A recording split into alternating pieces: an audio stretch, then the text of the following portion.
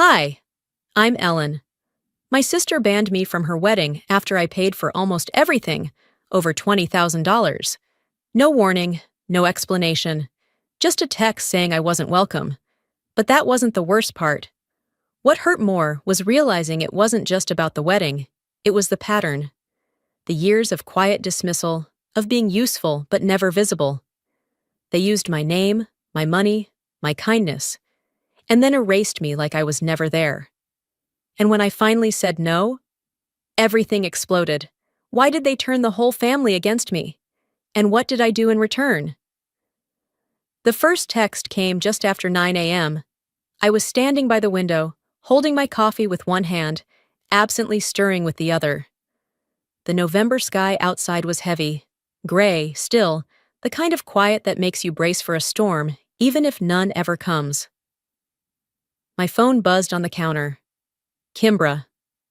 Hey, it might be best if you don't come to the wedding, for everyone's peace. At first, I thought maybe she sent it to the wrong person. I even blinked twice, like maybe that would make the words rearrange themselves into something less absurd. It didn't.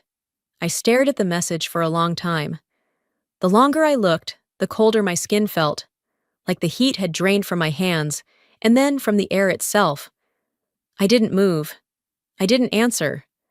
I just stood there, coffee untouched, until it went lukewarm. It wasn't until I sat back down on the couch that it really hit me. That wasn't a suggestion. That was a disinvitation. My own sister, who I had helped plan every damn detail of this wedding, had decided I didn't belong at the table. I clicked open the wedding website. Months ago, Kimbra asked me to help her build it, because I understood layout better. She wanted something clean, elegant, tasteful, not cheap and desperate like those other brides, she'd said. I remembered her laughing when she said that.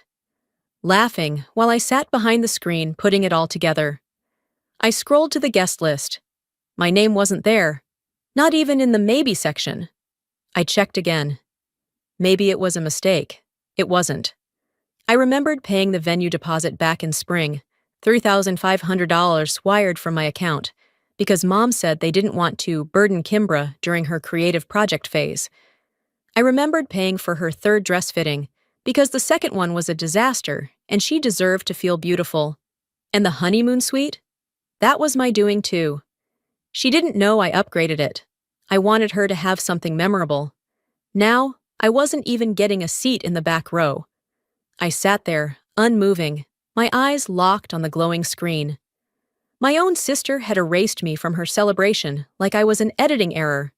And no one thought to check in. Not Mom, not Dad. Not even a generic, "This is awkward but let's talk" from Kimbra. Just silence. Like I'd never existed in the first place. My memory started rewinding, as if looking for answers in the archives. Every time she had thanked me, it came with a condition. "You're the best. Just don't post about it, okay?" Or, "Let's keep it between us. I want the family to think I pulled this off." I had played along because, well, I didn't need credit. I thought I was being supportive. But looking back now, it wasn't about humility. It was about control. She didn't want to share the stage, even in spirit. Kimbra didn't want me there because she had spent months rewriting the story where I didn't exist, just a quiet wallet in the background. My chest tightened, not with sadness, but with something colder, firmer. Not rage. Not yet. Just understanding. I opened my banking app, scrolled past the usual stuff. There they were, all the payments related to her wedding. $3,500. The venue, $2,700. The dress fittings, $1,800. Florist initial deposit, $450. Hair and makeup trial. And those were just the ones I could remember. There were more, dozens of little things I'd agreed to pay for because we're family and this matters. Another buzz lit up my phone. Kimbra again. "I hope you understand. Let's not make this about money." That line pulled something loose inside me. Not anger, not the kind that makes you yell. This was the kind of anger that sat down, crossed its arms and started planning. I set my phone face down on the table. I could still feel it vibrating, one buzz after another. But I didn't flip it over. Instead, I got up, walked over to the cabinet, and pulled out my old notebook, the one I hadn't opened in years.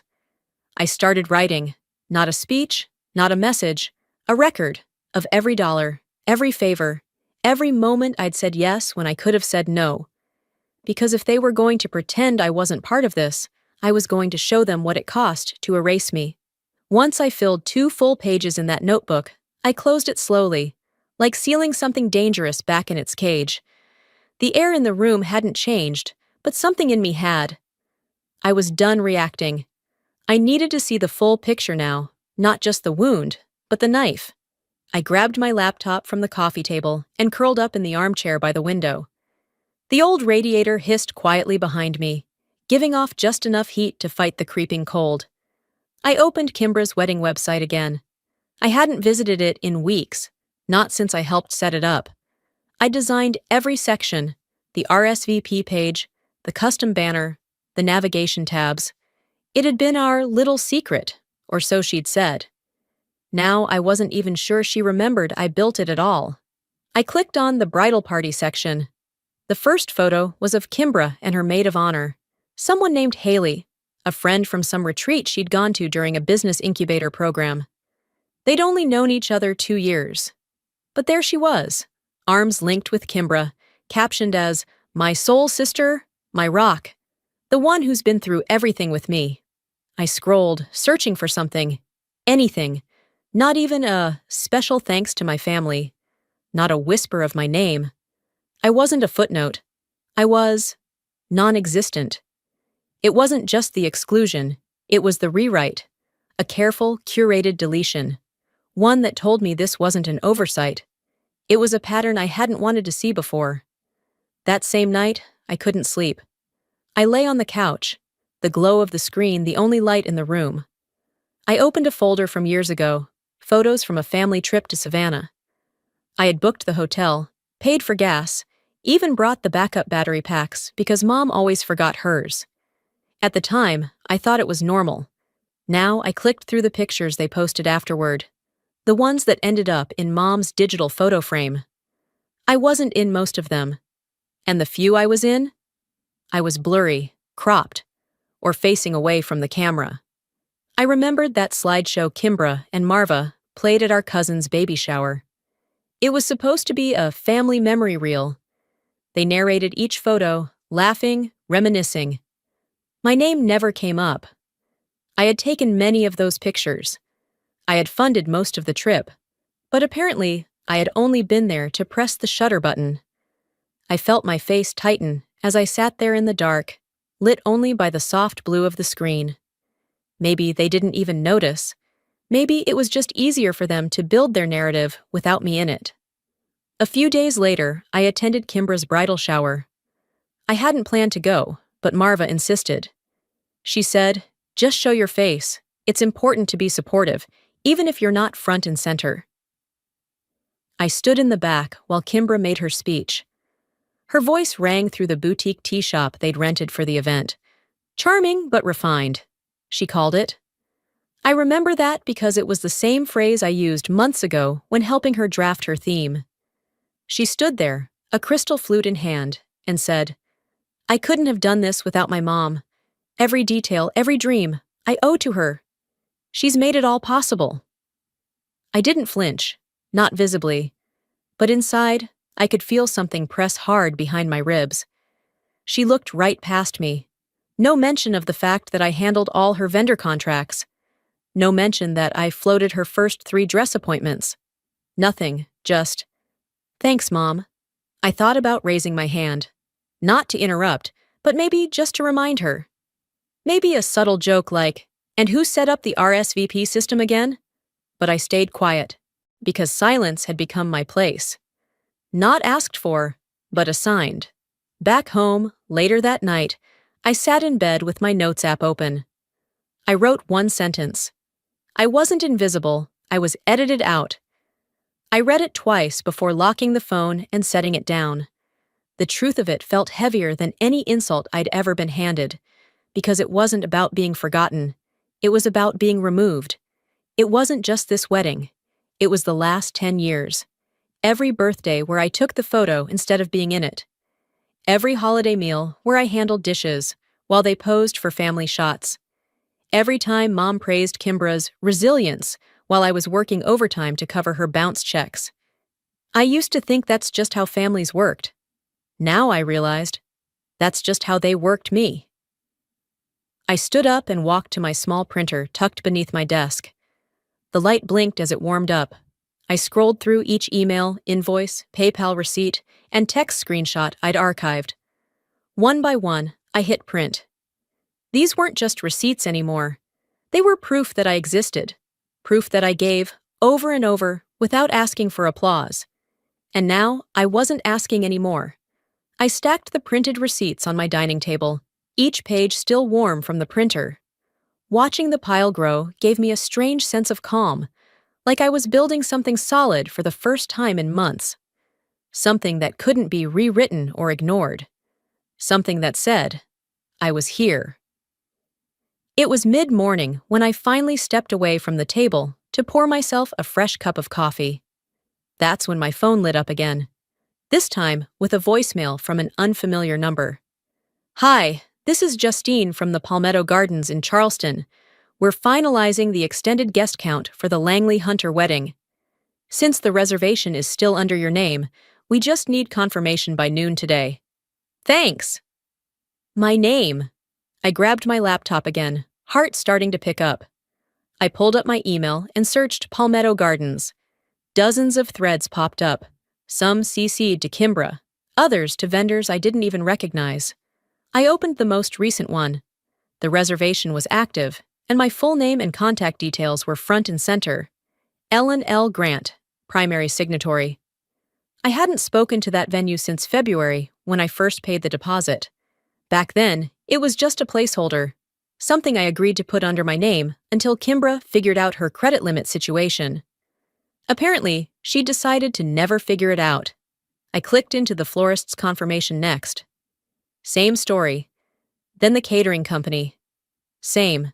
The entertainment booking. Same. Everything was under me. My stomach turned, not from fear, but from the sick feeling of being taken for a fool. Scrolling further, I found a scanned PDF labeled Langley Wedding Catering Form. I opened it. It had my digital signature, my initials, even the same style of date stamp I used on work documents. Only, I hadn't signed it. I'd never even seen this form. Whoever had forged it knew just enough to make it look real. They'd copied my signature from another document, I could tell. The slant was too perfect, the spacing too precise. I closed my laptop and stepped outside for air. The street was quiet, save for a few distant leaf blowers and the dull hum of a neighbor's mower. I walked slowly down the block, thinking back to how many times I'd heard, "You're so good with details," or "It's just easier if you handle it." No one ever said, "Thank you." They just expected. Back inside, I sat down at the table and texted Trula. "Did you get that email from Kimbra's planner? The one she copied you on by mistake?" A few minutes passed before she replied. "Yeah. Weird part is, there's an email from you on it." My fingers froze. "What do you mean from me?" Trula screenshotted it and sent it over. Subject: "All good now, thanks." Body: "Hi, this is Ellen. I just want to clarify that everything is fine now. Please go ahead with all planned arrangements." I never wrote that. The email address was close to mine, but not exact. An extra letter thrown in, one most people wouldn't notice. Someone, likely Kimbra or Mom, had created a fake account, sent a message pretending to be me, and forwarded it to a vendor to keep everything moving. I stared at the screen, heart pounding, but not with panic. With clarity. This wasn't just manipulation. This was impersonation, fraud even. And they expected me to stay silent, to keep being the good one, the invisible pillar holding everything up while they smiled for the camera. I opened a blank page on my laptop and started listing every vendor involved. Venue, catering, photographer, florist, DJ. One by one, I pulled the invoices, cross-checked the totals, and attached screenshots. No rage, no tears, just the meticulous work of someone who'd had enough. Then, I drafted an email, not to anyone else, but to myself. Subject: Termination of responsibility, Charleston wedding event. Message: Effective immediately. I am no longer liable for services I did not authorize or contracts I did not sign. All vendor arrangements made using my identity without direct consent are considered null from my end. Any charges incurred moving forward are not my responsibility. I saved it in a secure folder. Tomorrow, I'd take the next step. Not out of spite, but because it was time. They'd used my name freely, carelessly. If they wanted to pretend I didn't matter, they'd soon understand the cost of that fantasy. The next morning came without ceremony. The air in my apartment felt unusually still, like even the walls were holding their breath. I had slept, but not restfully, just enough to keep going. By 8:30, I was at my desk, the wedding venue portal already loaded on the screen. I stared at the reservation summary. There it was, my name at the top, still listed as the primary contact. Still the one responsible for every penny. A bright yellow button at the bottom blinked, "Cancel reservation." I hovered over it for just a second. No flashbacks, no doubt. I clicked. A message popped up. "Are you sure you want to cancel this event? Non-refundable deposit will be forfeited." I hit confirm. The screen flashed. A confirmation number appeared. And that was that. $6,000. Gone. Not refunded, not credited. Gone. I knew what that meant for them. I also knew it wasn't my mess to fix anymore. I leaned back, my chair letting out a soft creak, and closed the tab. The silence that followed didn't feel empty. It felt final. Within the next hour, I moved on to the rest. I drafted a quick message to the photographer. "Please remove any shared files or previews tied to the Langley Hunter event. My contract is voided, and I will not be responsible for any remaining balance." Then the honeymoon resort. I am not the guest of record. The booking was processed with my details without full authorization. Cancel immediately. Next, the florist. Please do not proceed with any further arrangements or deliveries for the Langley Hunter wedding. Orders were placed under my name, but without proper consent. Cancel and confirm termination of service. Every email ended the same way. No services were authorized with my full consent. Short, direct. Enough to hold up in court, if it came to that. By noon, it was done. All of it. My inbox quieted. For the first time in weeks, there were no pending contracts or vendor messages blinking red. I felt something shift, not relief, release. Around 2, my phone started buzzing. "Mom!" lit up the screen. I let it ring, no hesitation. It rang again. Then came the text. "Did you really cancel the venue? Kimbra is losing her mind. Call me, now." I read it, set the phone face down on the table, and walked into the kitchen. I poured a glass of water, sipped slowly, then returned to the couch. My journal was still where I left it the night before. I flipped to a blank page and wrote, "They gave me silence for years. I'm just giving it back." The words felt heavier than they looked, but they were true.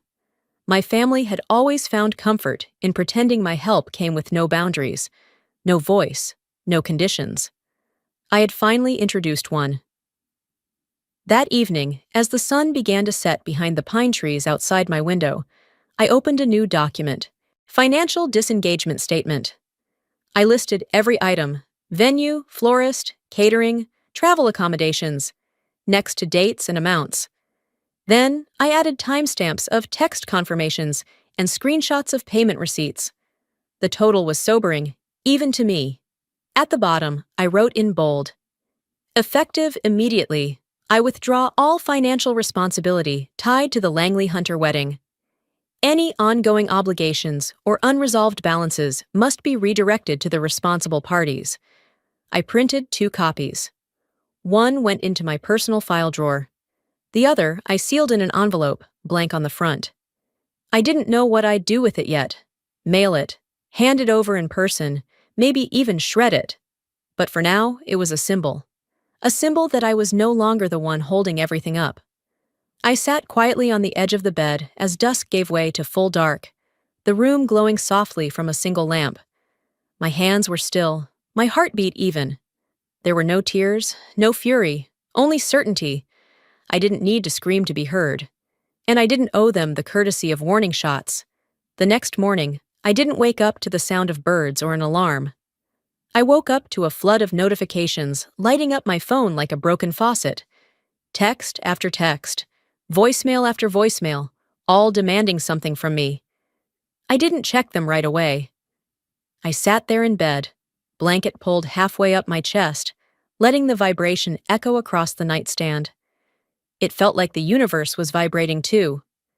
Eventually, I reached for the phone and tapped on the first voicemail. It was from Marva. Her voice was sharp, like it had been rehearsed. "Do you realize what you've done? Kimbra's in tears. She hasn't stopped shaking since last night. She said the venue pulled out, the florist, the planner's threatening to quit. What were you thinking, Ellen?" Not once did she ask if I was okay. Not once did she even pretend to wonder how I got to this point. I closed the message and moved on to the next. It was from Aunt Lisa. "That was a low blow, Ellen. You blindsided your sister during the most important week of her life." Then Uncle Ron chimed in. "You couldn't let her have this one moment? Just one?" And then the text messages. "That was cruel. You made your point. Happy now? I used to think better of you." There it was, the family consensus. Ellen the villain. I didn't reply. Not yet. I needed air. I made coffee. Black, no sugar. Something grounding. Then I sat at the kitchen table and opened the family group chat, the one we only used for holiday coordination and baby pictures. It had become a war zone overnight. Someone had posted screenshots of the canceled vendor emails, the venue cancellation. A cousin I barely spoke to added a passive-aggressive emoji reaction. Kimbra hadn't written anything directly, but she didn't have to. Her friends did it for her. One message stood out, from my mother's older brother, a man who once told me I was the steady one. "Your sister's wedding was your chance to show up for this family, but you chose to make it about yourself." That was the one that broke the silence. I typed back. "I did show up, with $20,000, and not one seat in return. No emojis, no qualifiers, just the truth." The message stayed there for a minute. Then it was followed by more noise, the kind that doesn't ask for understanding, only obedience. I muted the thread. Trula texted not long after. "Heard the chat exploded. I'm proud of you." That stopped me for a second. She and I met in college. She once said I had middle child energy, even though I was the youngest. I asked her what she meant, and she said, "You're the kind that makes sure everyone gets a slice before taking one yourself." I remembered the night she got a notice for overdue rent. I paid it, no questions. She cried. I told her to just keep going. She never forgot that. "You've always held people up," her text continued. "They're just mad now that you let go." It was strange how one person could say 10 words and make you feel like you hadn't lost everything after all. I texted her back a simple thanks. That night, I didn't do much. I heated up a can of lentil soup, sliced up some crackers, and let soft jazz fill the silence in my apartment. No news, no social media, no updates from the people suddenly so invested in my moral standing. I sat with my dinner, warm spoon in hand, and just listened. To the music, to the quiet, to my own thoughts. They think silence is surrender. They don't realize it's armor. People like Marva and Kimbra operate best in performance mode. Everything is curated. Public applause, picture-perfect moments, the illusion of unity. But they don't know what to do when the audience stops clapping. When someone walks off stage, refuses the role, and says, "I'm done playing this character." They expected me to keep feeding the machine, quietly, forever. But I was done. By 9 p.m., I turned my phone off entirely. Not airplane mode, Off. I didn't need another notification, another ping of someone trying to be the bigger person, just long enough to shame me back into line. I brushed my teeth, changed into flannel pajamas, and sat at the edge of my bed, same as I had the night before. The envelope I'd sealed still sat on the dresser, untouched. My chest felt lighter, not because the storm was over, but because I had finally stopped trying to calm it. Let them tell their version. I was done auditioning for a seat in someone else's story. By morning, the sky outside had softened from black to a muted blue, like the world was trying to reset itself. I moved quietly through my apartment, making coffee and opening the blinds just wide enough to let the light in, but not so wide that it felt like an invitation. I didn't need the day's judgment. I just needed time. I turned on my laptop and clicked into a clean folder I created the night before. I named it exactly what it was: Wedding Liabilities, Kimbra, Marva. No sugarcoating, no euphemisms, just facts. The first thing I added was the PDF of my financial disengagement letter. Then came the screenshots, bank transfers, confirmation emails, contracts, and the forged digital signature from the catering company. I wasn't building a case out of spite. I was archiving truth. I included the fake email too, the one supposedly from me that reassured vendors everything was fine. The subtle typo in the Gmail address, the casual tone that didn't sound like me at all, it was all there. By the time I finished, the folder had over 40 documents. I created a cover page that read, Statement of Misuse, Summary of Unauthorized Use of Financial Identity. It felt sterile, legal, necessary. I uploaded the entire folder to an encrypted drive and sent it to Dara Sloan, a lawyer I had worked with once before during a property dispute years back. She wasn't flashy, she didn't posture, she just got things done. Within an hour, she replied, Got it, sit tight, I'll draft the formal letter. While I waited, I walked 2 blocks down to the mailbox and dropped in a few bills. The crisp cold felt good on my skin. It reminded me I was here, not some invisible assistant behind the scenes of someone else's life. Back home, I refreshed my inbox. Subject line: Unlawful misrepresentation and unauthorized financial commitment. It was bold, black, and perfectly worded. Dara had addressed it to both Kimbra and Marva. In 3 succinct pages, she outlined the extent of the misrepresentation, demanded a written acknowledgement of misuse, and provided 30 days to return the total misappropriated funds. The final paragraph made me sit up straighter. Failure to respond within the stated period will result in immediate escalation through formal legal channels. I exhaled slowly. I wasn't scared. I was steady. I forwarded the letter to my personal email, added it to the evidence folder, and backed it up to 2 separate drives. Later that afternoon, as I sat reading by the window, a push notification from Instagram flashed across my phone. Kimbra had posted a new story, a grainy black and white photo of her looking out a window, the caption reading, Some people would rather burn everything than be happy for others. I rolled my eyes. Classic. She didn't tag me, of course. That would require her to admit publicly that this had anything to do with me. No, this was the kind of passive-aggressive performance she was so good at, just enough for her followers to offer pity, just vague enough to deny when confronted. I didn't take the bait. Instead, I opened a new email and typed, Hi, please remove my name and contact information from all current communications regarding the Langley Hunter event. Legal notice attached. I sent it directly to the wedding planner, CC'd Dara, and attached the cease and desist. There was no satisfaction in the click, just confirmation that a boundary had finally been drawn. An hour later, my phone buzzed again. This time, it was Marva. Not a call. An email. Subject: Talk? The message was short. Can we handle this without all the paperwork? You're blowing this way out of proportion. Let's be reasonable. Reasonable. I read the message twice, the second time slower. I didn't reply. Instead, I saved the email as a PDF and added it to the folder.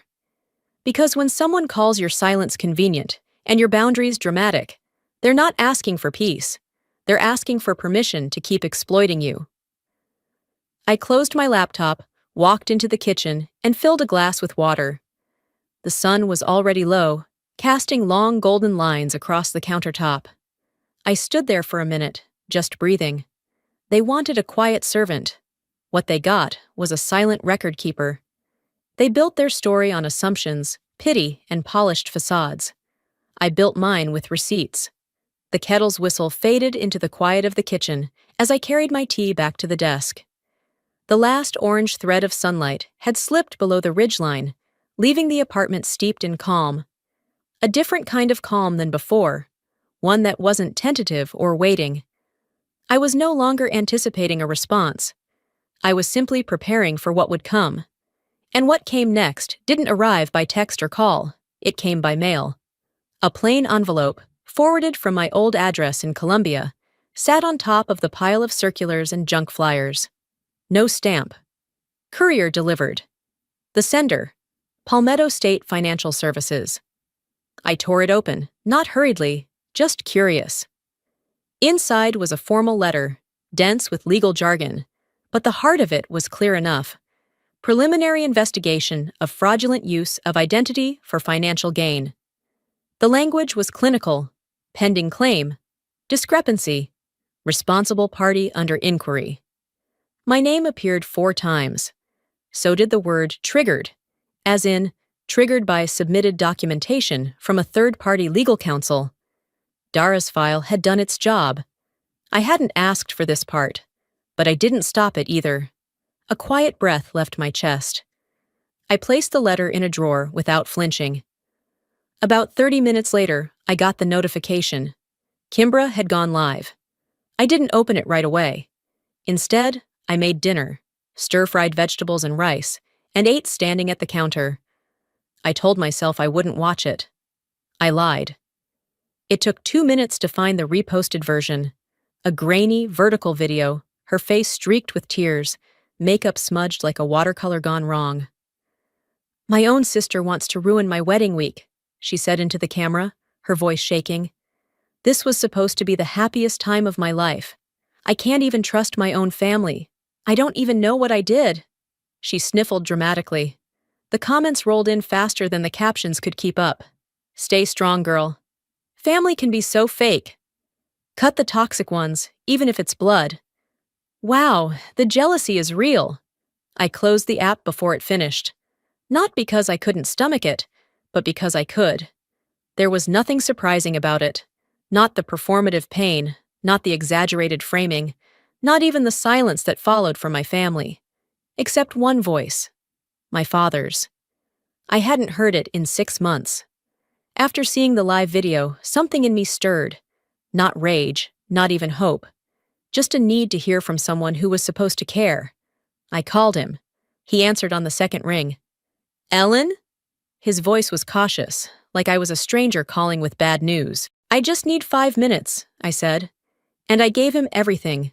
No dramatics, no raised voice. Just the facts. The forged signature, the stolen identity, the fake email account. I even mentioned the investigation letter. He was silent through it all. When I finished, the pause was long. I could hear his breath on the line. Then came the sentence. "You know how your sister is. Why would you let this get so far?" It wasn't anger I felt then. It wasn't even disappointment. It was confirmation. I said nothing else, just hung up. I didn't need to defend my version of events anymore. If he still couldn't see it, if he chose not to see it, then there was nothing left to discuss. I took off my earrings, set my phone to Do Not Disturb, and sat on the floor beside my coffee table. My breath came slow and deep. There's a peculiar clarity that comes with total abandonment. A clean break. No more maybes. No more negotiations. Later that night, I opened Instagram one last time. My name was tagged in a dozen stories. Some I recognized from mutuals. Others were complete strangers dissecting my life like a podcast episode.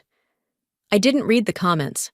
I didn't need to know what version of me they'd pieced together from fragments Kimbra had fed them. I scrolled for a second, then tapped Delete App. Not uninstall, not hide, delete. I placed the phone face down and made tea. Chamomile this time. No sugar. While it steeped, I thought about all the roles I'd played in their narrative. The helper, the provider, the buffer, the problem solver, the silent backup plan, and now, the villain. If their story required me to be the scapegoat, fine. Let them keep the role. I just wouldn't be there to perform it. They could throw their tantrums, post their videos, beg their followers for sympathy. But I wouldn't be participating. My name might be dragged through the mud, but my dignity wasn't going with it. I wrapped myself in a blanket, turned off the kitchen light, and sank into the quiet of my living room. My silence was never weakness. It was survival. In a house where truth wasn't welcome, it was the only armor I ever had. That night, I slept soundly.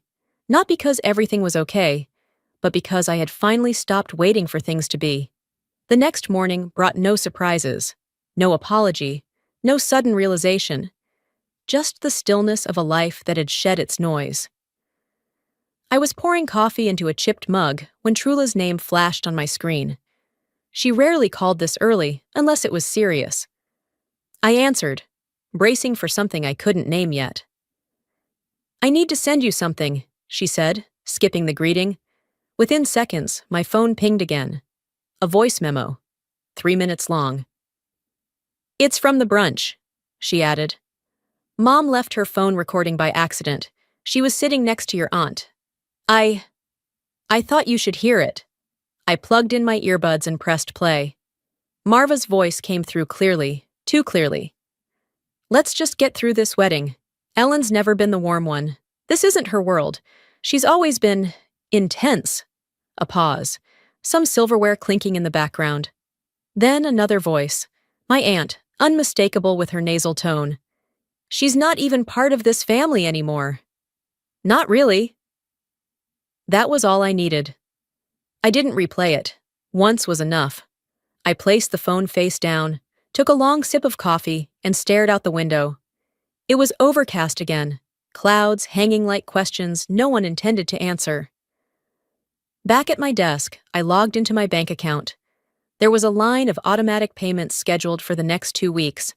Marva's health insurance, the co-signed phone bill, Harlan's old SUV registration renewal, an annual dental plan I'd paid into for emergencies. I began canceling them, one at a time. Click, confirm, remove. Each confirmation screen gave me something that words never could. Relief. The last thing I did was log into the DMV site and submit a request to remove my name from the title of the car Harlan drove. He hadn't made a payment in months, and I'd covered the difference without complaint. Not anymore.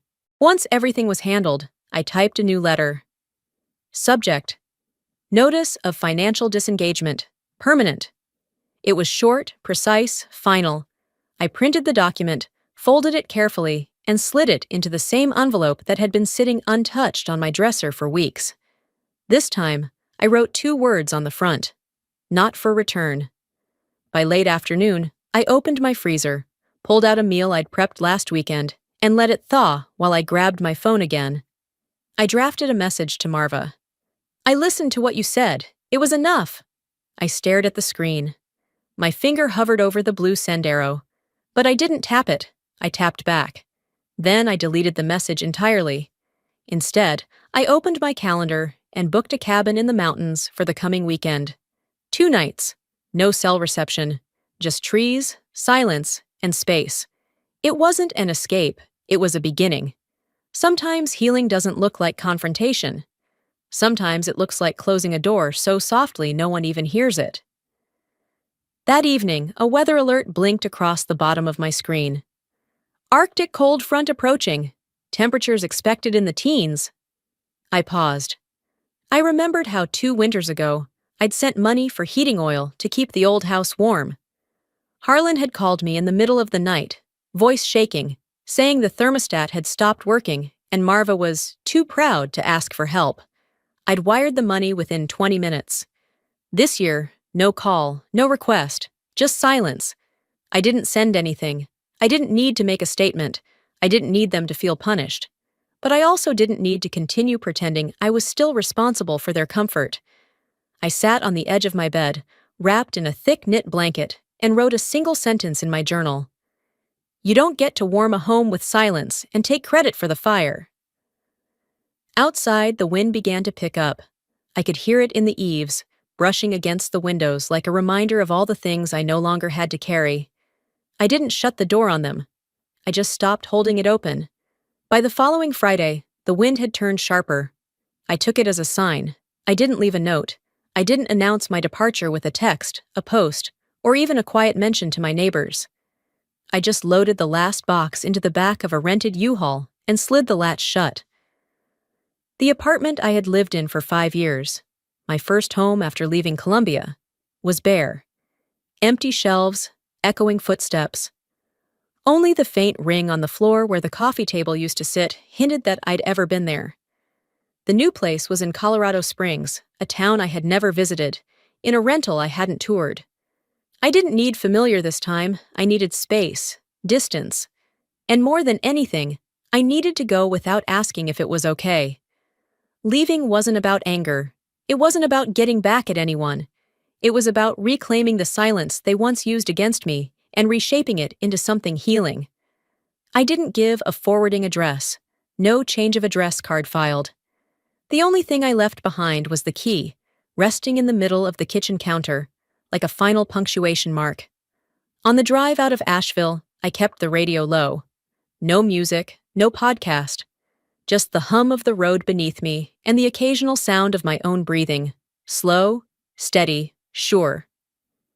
Halfway through Tennessee, I got a text from Hannah, a friend from my old job. Your sister's wedding post disappeared. No explanation, no caption, just gone. I didn't ask why. I didn't go looking for screenshots. The story she built had finally collapsed under the weight of its own fiction, and I no longer needed to see it fall. Marva's number was already blocked, but later that night, as I sat cross-legged on the floor of my new living room, still full of boxes, still smelling like primer, I noticed a new email. No subject. The sender? Harlan. The message read only, Hope you're okay. Mom hasn't been well. That was it. I read it once, maybe twice, then moved it to trash. There was no anger in the action, only the understanding that some bridges aren't meant to be crossed again. Some are meant to burn, quietly, steadily, until nothing remains but the truth.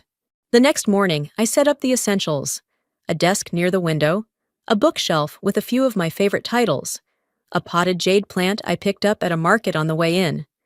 I began volunteering at a small library near downtown. 3 mornings a week. No one asked about my past. They just handed me a shelf to organize and thanked me when I was done. It was enough. One night, while journaling in bed, I wrote, I don't want to be remembered as the one who gave up. I want to be known as the one who chose herself. And I meant it. That weekend, after unpacking the last box, I sat down with a blank piece of stationery and wrote a letter I never intended to send. To my family, you taught me to be silent, and I mastered it. You taught me to endure, and I perfected it. But you never taught me how to leave. That part I taught myself. I folded the letter neatly, walked outside, and placed it into the fire pit behind the rental. With one flick of a lighter, the page caught flame. The edges curled inward, like dried leaves in October, the ink turning to smoke and sky. As I watched it disappear, I didn't feel triumph. I felt weightless. The past didn't vanish with the ashes, but it no longer held the pen. I did. That evening, I made a simple dinner: roasted vegetables, jasmine rice, and a quiet glass of wine. I ate on the porch as the sun melted behind the Rockies. There was no applause, no reconciliation, just the slow rhythm of peace coming in like a tide I hadn't realized I'd been waiting on. Sometimes peace doesn't come with forgiveness. Sometimes it walks in quietly after the last goodbye. Before I go, I want to leave you with something, not just a story, but a truth I had to learn the hard way. Sometimes family isn't where you come from. It's what you choose to protect. And when you're constantly the one keeping the peace, paying the bills, holding your tongue, you're not building a home, you're being buried in it. Walking away wasn't about bitterness. It was about choosing to no longer be complicit in a version of love that demanded my silence and called it loyalty. I don't share this story because I think I'm special. I share it because too many of us, especially women, caregivers, the dependables, have been told our value is in what we endure. That's a lie. Your worth is not measured by how much mistreatment you can survive. It's measured by the boundaries you're brave enough to draw and keep. So I ask you, have you ever been erased in a space where you were the one holding it together? Have you ever let go, not in defeat, but in clarity? I'd love to hear what you've learned from that. Or, if you're still in the middle of it, what you're holding on to. If this story resonated with you, leave a comment with one, or tell me where you're watching from. And if it didn't, tell me why. I read every comment. Let's talk about it. If this story touched your heart, inspired your boundaries, or simply reminded you that you're not alone, hit subscribe. That way, you won't miss the next story. We have so many more voices to hear, and your presence here makes all the difference. Until next time, take care of yourself, loudly.